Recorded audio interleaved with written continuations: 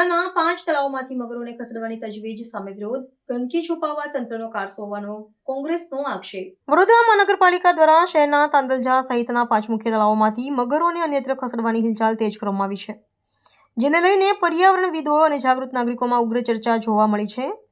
વર્ષોથી મગરો અને માનવ વસ્તી વચ્ચેના સહઅસ્તિત્વ માટે જાણીતા શહેરમાં તળાવોની જાળવણીમાં વહીવટીતંત્રની ઉદાસીનતા હવે મૂંગા જીવો માટે આફત બની રહી હોવાનું ચિત્ર ઉપસી રહ્યું છે। તળાવોમાં વ્યાપક પ્રમાણમાં જામી ગયેલ લીલ અને કચરાના કારણે પાણી અત્યંત પ્રદૂષિત થતા મગરોનું કુદરતી નિવાસસ્થાન જોખમમાં મુકાયું છે, જેને સુધારવાને બદલે તંત્ર દ્વારા મગરોને ઝટાવવાનો નિર્ણય લેવાતા વિવાદ સર્જાયો છે। પર્યાવરણના જાણકારોના મતે તળાવોમાં ગંદકીનું પ્રમાણ વધવાને કારણે જળચર જીવોને શ્વાસ લેવામાં મુશ્કેલી પડે છે, જેના પરિણામે મગરો વારંવાર કિનારા પર અથવા માનવ વસાહતો તરફ આવવા મજબૂર બને છે।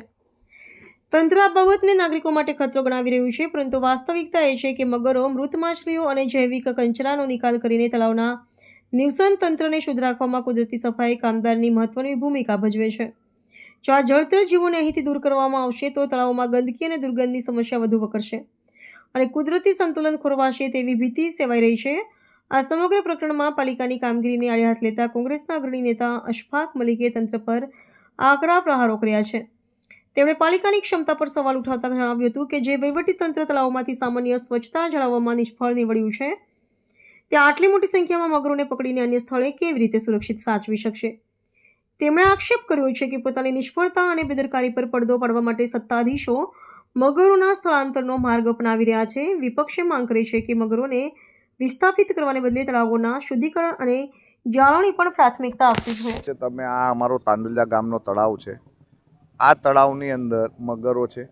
ઝૂ ક્યુરેટરને અરજી આપવામાં આવે છે, કોર્પોરેશન દ્વારા જ કહેવામાં આવે છે કે ભાઈ આને શિફ્ટિંગ કરવાના, અહીંથી મગરોને લઈ જવાના। આ તળાવમાં મગરો ગંદકીથી પીડાય છે ને એટલા માટે તમે લઈ જવાની વાત કરો છો, પણ જ્યારે તમારી પાસે આ તળાવના બ્યુટિફિકેશનનું બજેટ આવ્યું હતું, 2 થી 3 વખત તમે બ્યુટિફિકેશન માટેની દરખાસ્તો કરાવી, પછી કેમ તમે આ બ્યુટિફિકેશન નથી કર્યું અને તમે હવે બીજી જગ્યાએ લઈ જશો મગરોને, તો બીજી જગ્યાએ ક્યાં લઈ જવાના છો?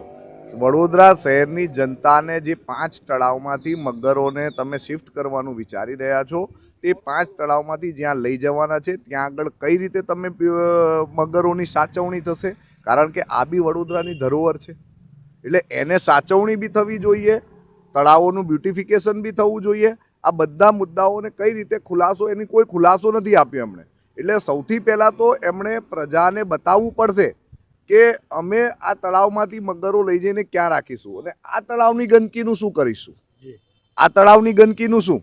પહેલાં તો તમે આ તળાવની ગંદકીની સફાઈ કરો, બ્યુટિફિકેશન કરો, અને આ ચારે બાજુ ફરતે તમે વ્યવસ્થિત વોલ બાંધો, ડેવલપમેન્ટ કરો, તો પછી અહીંયાથી બીજે શિફ્ટ કરવાના, ખર્ચા કરવાના, પછી બીજે સાચવણી કરવા માટે બીજે પાણી કઈ જગ્યાએ તળાવમાં ગંદકી છે તો ત્યાં આગળ સફાઈ કરવાની। એટલે તમે આ ડબલ સ્ટાન્ડર્ડની વાતો કરો છો, એના કરતાં વધારે સારું શું છે કે જે જ્યાં છે ત્યાં રાખો, પણ એને વ્યવસ્થિત રીતે પ્લાનિંગપૂર્વક અહીંયા જ એની પાછળ મહેનત કરી દેવામાં આવે અને અહીંયા સફાઈ કરીને બ્યુટિફિકેશન કરી દેવામાં આવે તો તળાવની પણ સફાઈ થઈ જાય અને સાથે સાથે જે મગરોની સાચવણી છે એ પણ થઈ જાય। એટલે આ તો તમે એક તરફ ઉઠાવવાની વાત કરીને એ બધા ખર્ચા નાખશો, પછી બીજી જગ્યાએ બ્યુટિફિકેશનના નામે કે ભાઈ ત્યાં આગળ એના માટે કરવું પડશે। એટલે આ બધી ખોટી એક નાણાકીય ઉચાપાતનો તરીકો છે।